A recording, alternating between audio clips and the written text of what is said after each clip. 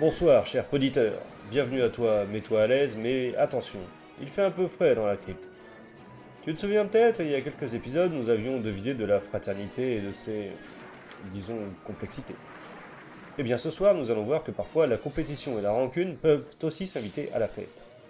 Un brillant médecin, le docteur Martin Fairbanks, incarné par Bob Bridges, acteur de renom qui est lui-même issu d'une sacrée famille entre son père Lloyd, connu pour son rôle de président dans les hilarants Hot Shots, ou encore son frangin Jeff, The Big Lebowski himself. Bref, je ne vais pas te faire son arbre généalogique, mais une rapide partie de son CV. À la télé, tu as pu le voir dans Au-delà du réel, l'aventure continue, ou bien sûr dans l'excellente série My Name is Earl, où il est le paternel du héros. Au cinéma, où il se fait plus discret, il a néanmoins marqué pour son rôle de Jerry Gabrowski dans l'impérissable chef-d'œuvre Sidekick d'Aaron Norris, film méta à la gloire de son frangin Chuck. Décidément, ce soir, tout est affaire de famille. Le dit brillant médecin a vu sa prometteuse carrière brisée suite à une blague maladroite de son frère, Carl Fairbanks, interprété quant à lui par Tony Goldwyn. Celui qui s'était rendu célèbre l'année précédente dans le rôle du pourri jusqu'à l'os, Karl Brunner dans le mièvre mais non moins fameux Ghost. Mais avant d'en arriver là, il a écumé les séries télé et s'est même fait dérouiller par le Golgoth de Crystal Lake, Jason Voorhees. Dernièrement, il a été le président Grant dans la série Scandale. Maintenant, Martin travaille dans l'ombre. Son frère Karl finançant ses recherches plus ou moins saugrenues. Un soir, il fait tester sa découverte à son frère venu lui annoncer la fin du dit financement. Et le résultat des dites recherches est plutôt intéressant. Le cerveau de la victime continue à vivre après sa mort clinique. Et c'est le début du calvaire pour ce pauvre Karl. Attends, c'est une blague? Mais c'en était une, bien sûr. Tiens, je te présente ma petite amie. Salut Marty, ravi de te connaître. Mais je croyais que t'avais oublié. Oh non, Marty. Je suis peut-être un sale petit péteux, mais je ne suis pas un mec égoïste. Hé, Marty. Billy? Billy? Non, c'est pas toi. Reste pas là comme une andouille, viens t'amuser.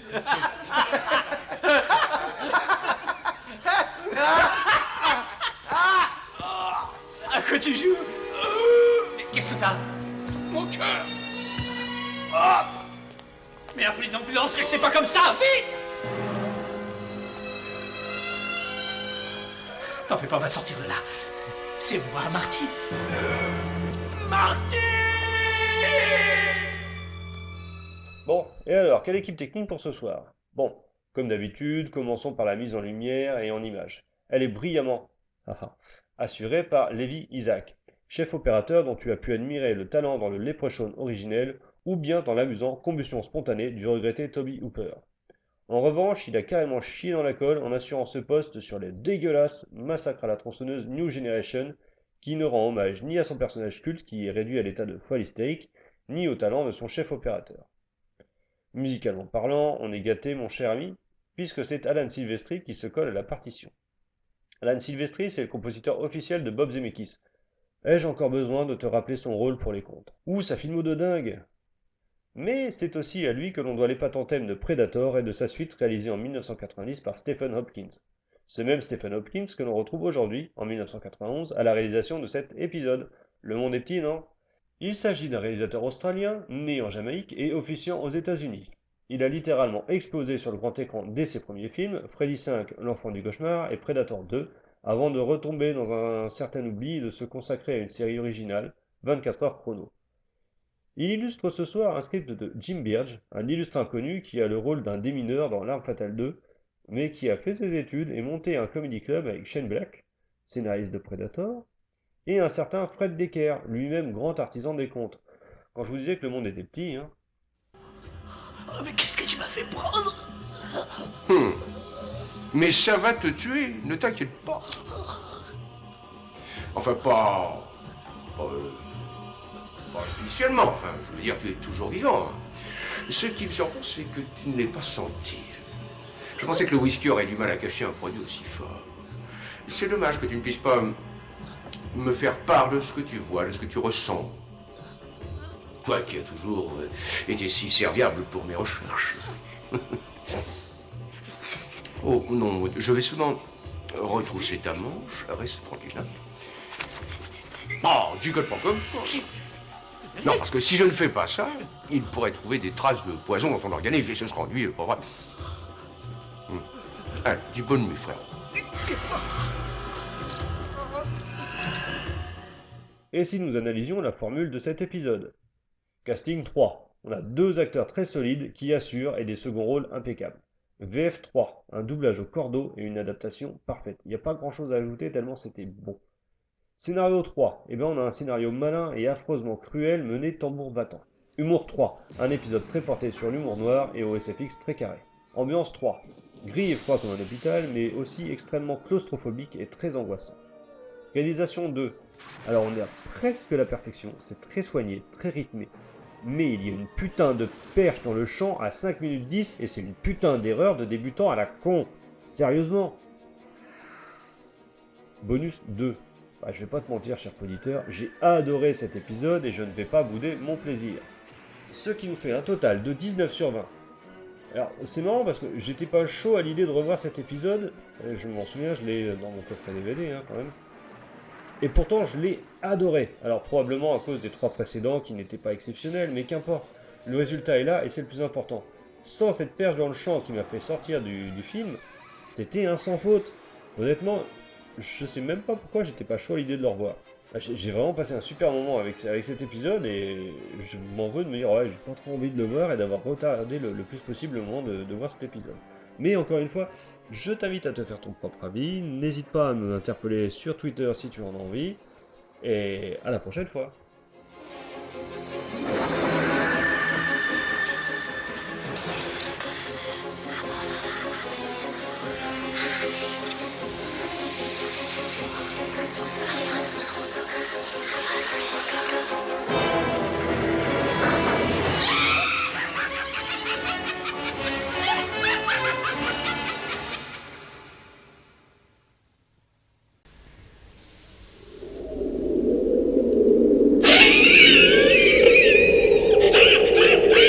Un cadavre, que cela vous plaise ou non, ce n'est que de la viande froide. À moins, bien sûr, qu'il ne soit pas encore mort. Ce soir, notre petit conte va vous parler d'un homme qui était extrêmement intéressé par tout ce qui concerne la vie et la mort. Pourquoi s'intéressait-il à ça? Sans doute par prémonition. J'ai intitulé cette histoire macabre Abracadabra.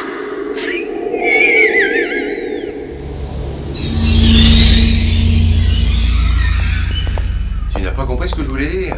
La mort clinique, c'est l'arrêt du cœur. Moi, je te parle de la mort du cerveau. J'ai compris, même si ça a été dur. Non, te fous pas de moi. D'habitude, t'es meilleur que Je ça. ne me fous pas de toi, Marty. Je suis simplement pas d'accord, et ça change tout. Ton idée est parfaitement indéfendable. Prive d'oxygène, quelqu'un. Et tu te retrouveras avec un tas de gélatine. Il n'entendra plus, il ne sentira plus, il ne verra plus rien. Tu as l'esprit aussi étroit que tous les autres. Oh, ça c'est le bouquet, surtout quand ça vient de toi. Non, je ne suis pas forcé de t'aider, tu sais. Personne ne m'a aidé à finir ma médecine, moi. C'est parce que tu es un vrai petit génie. Oh, ça n'a rien à voir avec ça. Pour devenir chirurgien, il faut travailler dur. Et tu dois faire quelques sacrifices pour réussir.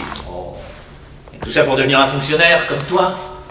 Qu'est-ce que tu vas faire quand tu pratiqueras? Tu vas m'appeler au milieu d'une opération parce que tu ne sauras pas quoi faire? Tu ne devrais pas avoir besoin de moi, je ne devrais pas être là, si tu bossais un peu plus sérieusement. J'ai besoin que tu sois là, Marty, pour me tenir la main au cas où je tremblerais. Oh, c'est intéressant ce que tu dis là. Intéressant. Regarde là, t'as tout monté à l'envers sur ce cadavre. Hein? Qu'est-ce que c'est? Quelles sont les applications? Attends, regarde. Ouais.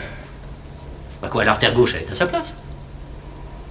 Tu regardais son cœur, c'est bien de ça dont tu voulais parler. Bon sang, t'as vraiment un problème là, enfin quoi. Serre-toi un peu de tes yeux, Karl. L'artère coronaire droite, normalement, elle devrait passer par là. D'accord? Oui, alors toi, qu'est-ce que tu comprends là? Quel est ton problème? Attends une minute. Le cœur devrait pas irriguer ce côté-là. Tu ne comprends donc jamais ce que tu regardes. Mais c'est vrai, comment t'as fait pour tenir ces deux Non, dernières années? ça va. Non, c'est pas vrai. Ah, je suis nul en circulation, on y reviendra après. Allons voir autre chose.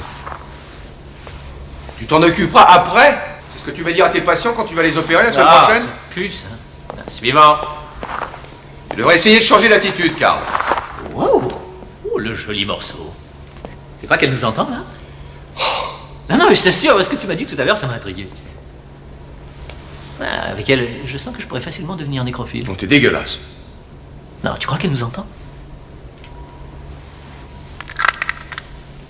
Tu crois qu'il y a un semblant de vie en elle? Ouais, dommage, ma puce, tu étais magnifique. Est-ce que tu veux arrêter? Elle est morte, Marty. Elle est froide comme de la glace. Elle en saurait rien si on l'ouvrait de la gorge jusqu'au nombril. Ah oui? Et comment tu expliques que ces enfants qu'on retire de l'eau glacée cliniquement morts après 1 heure et qui se réveillent comme si rien ne s'était passé? Je sais pas. La chance? Non. Leur cerveau fonctionnait encore. C'est pas une preuve, ça? Est-ce qu'elle me sent, là, Marty? Non, mais elle peut.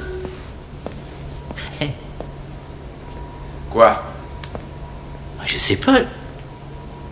Qu'est-ce qui se passe? C'est comme si sa peau avait répondu. Hein? Mais si, regarde.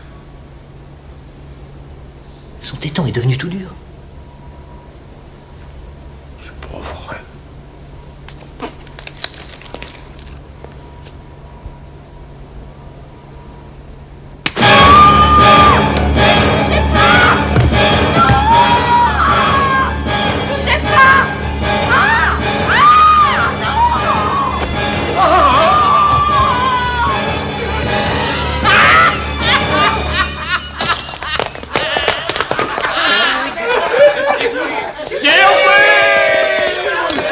Joyeux anniversaire, Marty!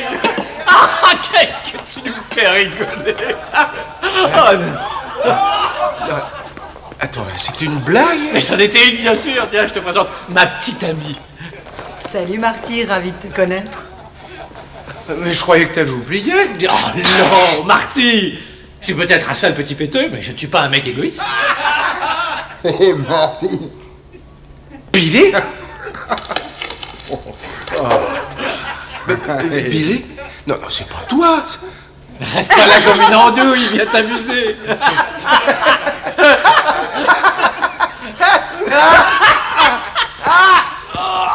À quoi tu joues? Mais qu'est-ce que t'as? Mon cœur.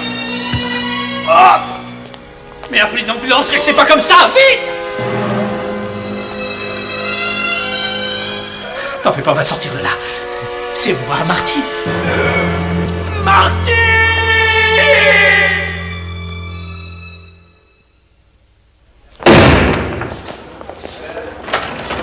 Merci.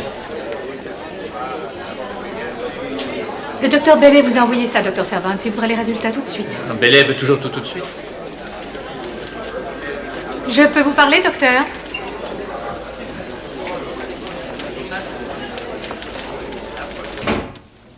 Je veux savoir pourquoi tu m'évites, Je Karl. ne t'évite pas du tout. La preuve, je te parle bien en ce moment. Parce que c'est comme ça que tu me parles, en ouvrant ton courrier. Écoute, je veux seulement savoir si c'est fini. C'est ce que tu essaies de me dire? Kelly, n'essaie donc pas de trouver des sous-entendus dans presque tout. Quelquefois, un mot reste un mot. Mais où t'étais passé encore hier soir? Oh, le sale petit porc! Tu peux me dire ce que ça signifie? Oh, bonjour, Karl. J'ai fait jouer toutes mes relations pour t'obtenir ce poste d'enseignant, Marty. Pourquoi tu le refuses? Oh, je vais bien, merci. Et toi? Tu n'as même pas eu la décence de me prévenir. Je l'ai appris par une photocopie de la lettre que tu as envoyée au comité. Est-ce que tu sais pourquoi tu vas me faire passer? Un guignol? Un rigolo?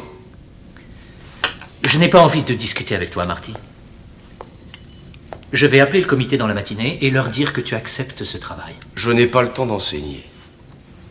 Tu n'as rien à part du temps, mon cher. On avait un accord, non? Ou tu me montrais des résultats, ou je te confisquais les vivres. Tu ne m'as rien montré, alors j'ai dit parfait. Je t'aurai un poste de professeur. Comme ça, tu pourras gaspiller ton propre fric. Comme c'est dommage, Karl. Je ne te vois plus désormais que pour des questions d'argent. Je te préviens, Marty. Tu prends ce travail ou je te coupe les vivres totalement. Puis-je te servir un verre? Tu crois que je plaisante, c'est ça? Je suis vraiment très sérieux, Marty. J'ai essayé de t'aider, je suis parfaitement prêt à te confier les fonds. Alors donne-moi ta réponse. Allez, bois un verre avec moi. Dépêche-toi. Sois un frère pour une fois. Et pas une petite ordure. Tu ne m'as jamais pardonné. J'ai essayé pourtant. Tu te souviens de ce petit voyage à Haïti? Ouais, j'ai payé la facture, je crois, non? Oui, pour une fois. Mais c'est vrai, tu l'as payé.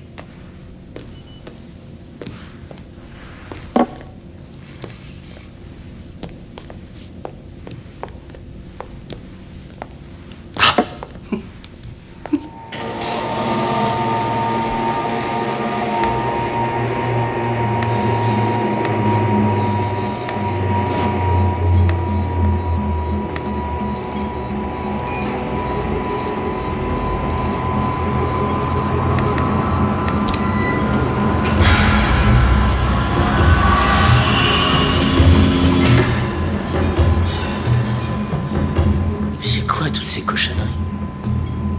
C'est à ça que sert mon argent?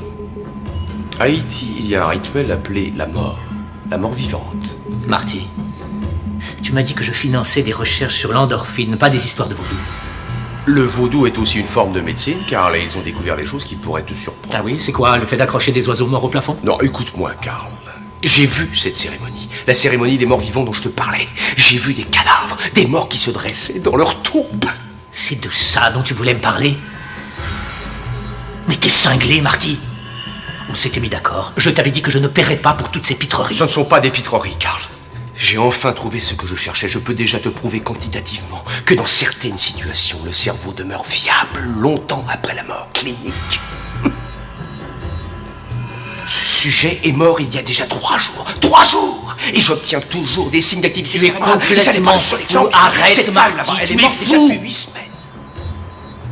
Tu m'as vraiment joué un sale tour, tu sais. Mais là, c'est trop, Marty. C'est terminé.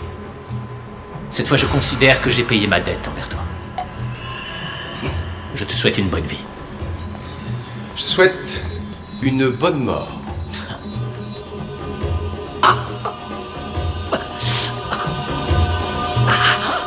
Quel effet ça fait, Karl, quand ton cœur décide de te lâcher?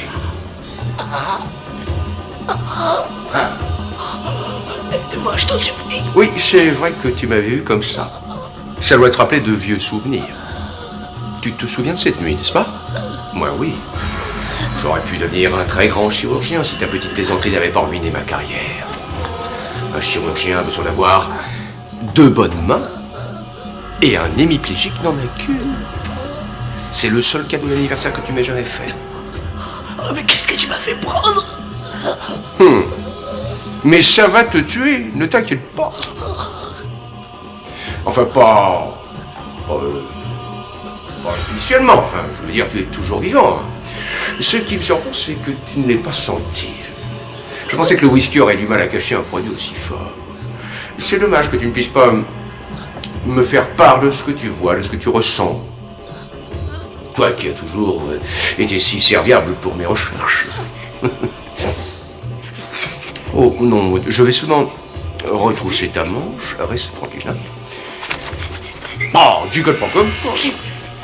Non, parce que si je ne fais pas ça, il pourrait trouver des traces de poison dans ton organisme et ce sera ennuyeux, pas vrai? Allez, dis bonne nuit, frère.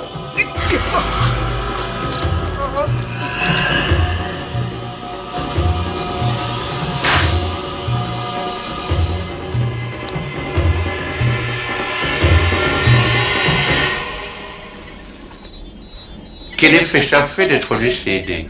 Non, je ne suis pas mort. Je ne me sens pas bien, mais je ne suis pas mort. Karl, tu es toujours là? Je te parle, il me semble. Il y a encore quelqu'un? Ne t'en va pas.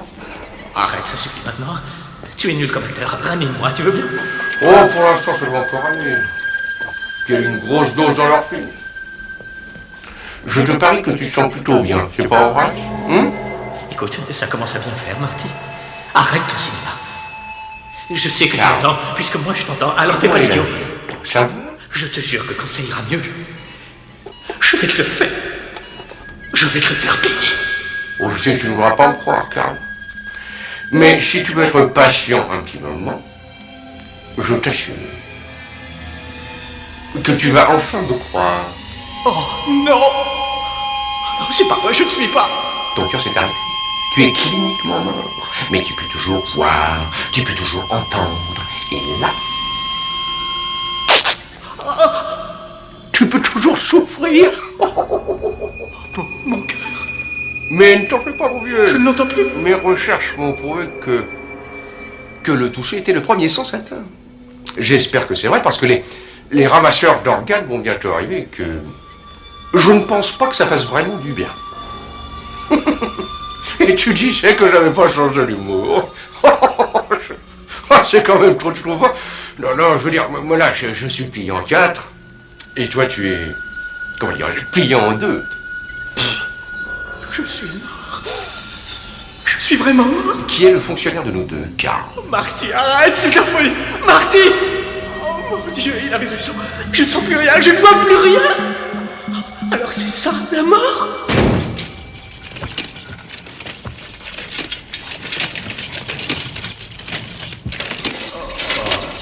Mais où suis-je? Quelle heure est-il? Et quel jour sommes-nous? C'est ça notre client. Hein? Eh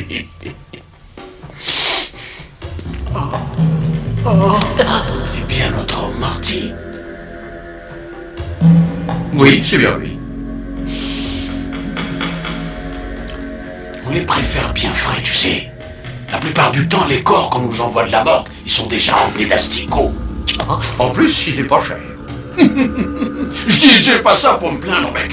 Je veux dire, tu comprends, si on n'a pas de combi, c'est dur d'obtenir des cadavres.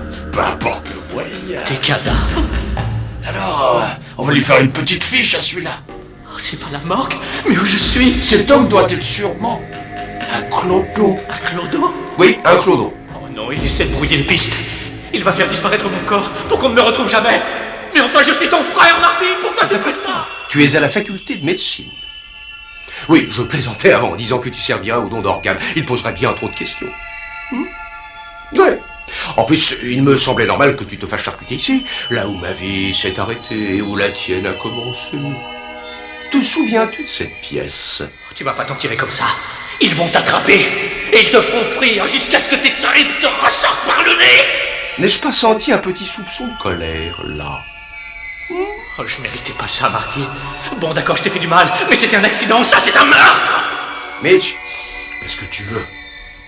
Hein? Je vais t'aider à le mettre au frigorifique. Oui, oui, d'accord. Oh non, pas la chambre froide.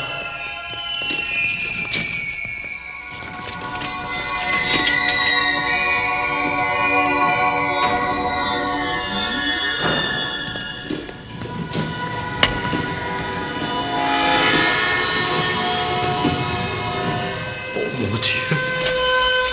Tous ces cadavres pendus comme des quartiers de bœuf. Est-ce qu'ils ont senti quelque chose, eux? Il va falloir que tu m'aides pour l'embrocher. Oh, Marty, je le reconnais. Tu m'embouches un coin. Oh, j'aurais jamais pensé ça de toi.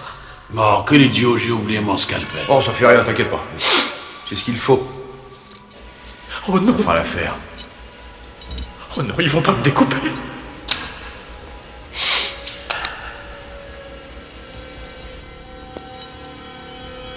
Oh, ça y est, il va taguer dans ma chaîne. Oh, je sens la lame. Oh, elle est si froide. Oh mon Dieu, mais j'ai pas eu mal. Marty avait raison, je ne dois plus rien sentir maintenant. Ça vaut peut-être mieux comme ça. Oh non. Tu veux bien m'aider à le pendre? Tu crois que le crochet va tenir? Oh, si c'est Skunk, il le saura jamais. Oh non. Oh non. Oh non, vous allez tout de même pas me pendre. Oh, Marty, non, pitié, fais-moi descendre, je t'en supplie. Ah, ça devrait aller. Merci, docteur. Enfin, une bonne chose de faite. Oh, Marty, non, ne t'en va pas. Tu vas pas me laisser tout seul, Marty. Je te jure que j'en peux plus. Oh, c'est pas moi, c'est l'enfer. Oh oui, l'enfer, ça doit être ça. C'est exactement ça. Je suis mort et l'enfer, c'est une chambre froide dans les sous-sols de l'école de médecine. Oh non! Alors, à ne manquer. Oh, fais-moi descendre, Marty, je t'en supplie. Marty. Je vais revenir. J'espère que tu vas réussir à tuer le temps d'ici là. Marty! Non!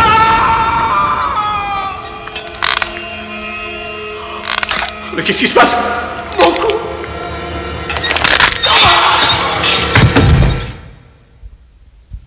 Mais qu'est-ce qui se passe? Mon cerveau a dû s'engourdir. Tout est si paisible.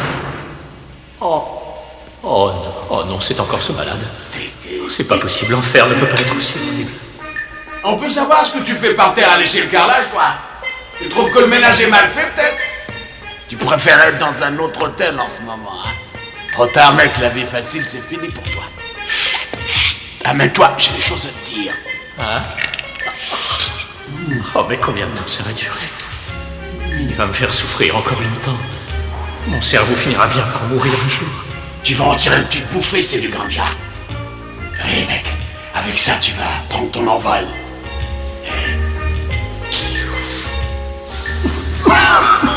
C'est pratique de tousser quand on peut pas. C'est bon, hein? Non, Tu vas voir, tu vas c'est t'éclater. effroyable. Ah, autre chose à propos de ce truc, n'aie pas peur. Tu vas pas te tuer. Elle est bien bonne, hein? Allez, on y va. Danger, c'est les dents de la mer. Danger, fais gaffe au requin, mec. Danger, fais gaffe. Allez, Non, attention. oh, mais tu es... Un peu de respect pour les morts, j'en prie. Oh non, ça recommence. Laissez-moi profiter de ma mort un peu, je vous en prie. Qu'est-ce que j'ai fait pour mériter ça? Ah, il est temps de passer aux choses sérieuses. Tu le regretteras pas, je te dis. Oh, c'est ça, il va m'embaumer. Il va me vider de mon sang. T'étais qu'un clodo, alors. Tu détestais toute la société. Pas vrai? Oh non, il va m'ouvrir la gorge. Qui va être bien sage? Oh non, mon Dieu, non, non, pas ça, par pitié. Oh.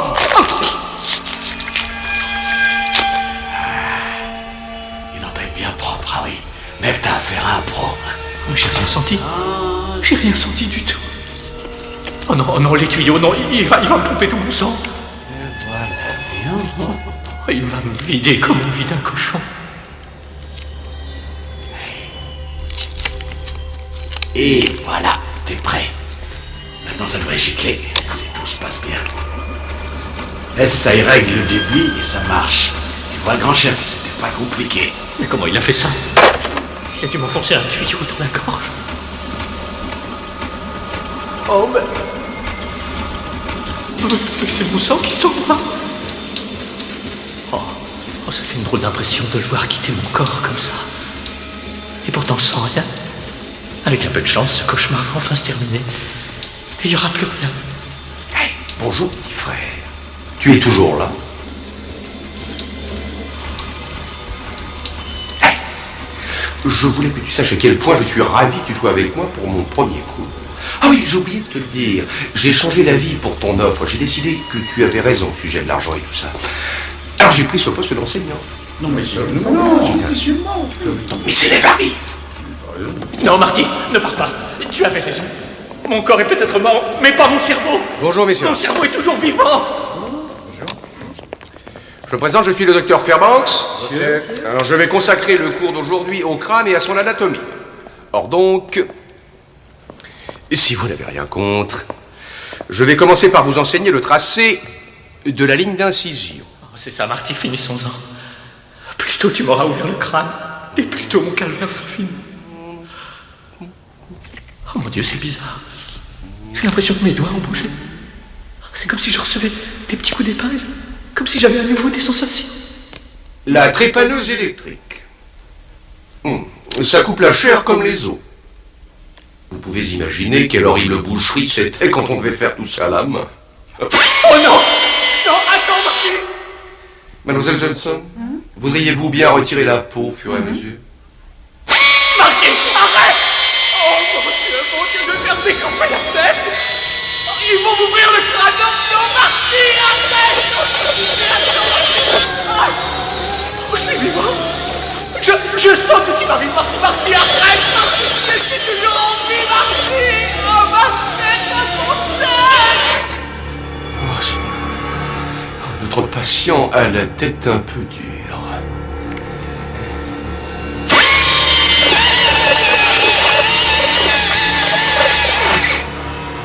Marty! C'est bon. Ah, Oh, Marty! Arrête avant qu'il soit trop tard, Marty, je t'en supplie! Oh, mais je sens tout ce que tu fais, Marty! Arrête, Marty! Arrête! Oh, je suis toujours en vie! Je suis vivant!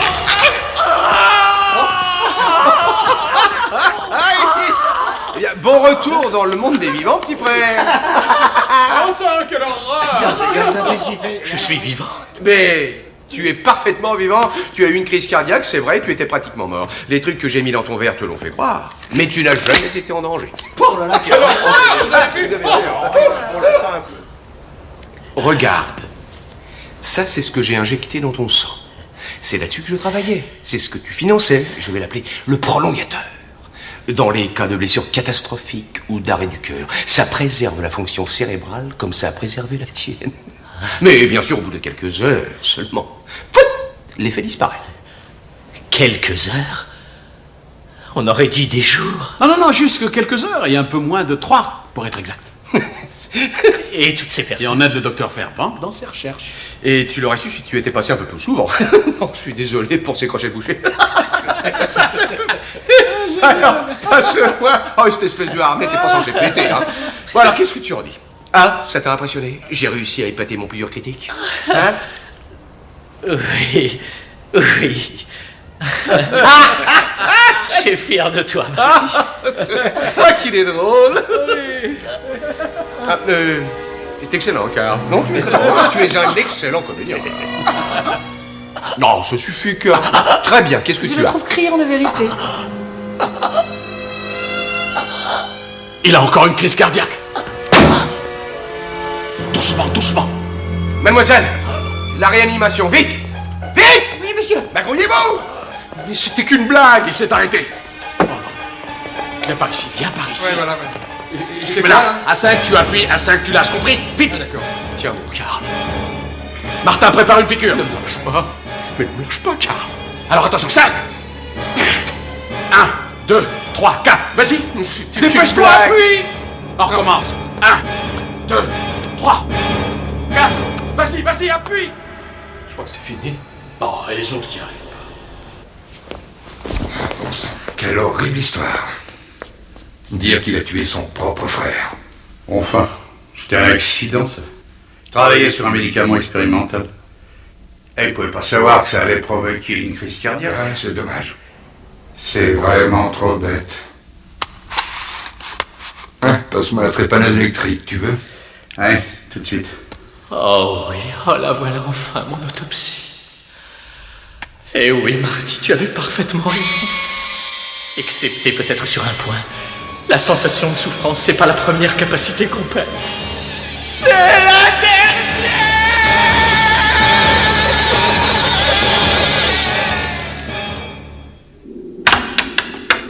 Triste. Encore un dont on ne pourra pas dire qu'il avait la blague très facile. Vous voulez jouer au docteur? Alors ouvrez bien la bouche et dites... Ah!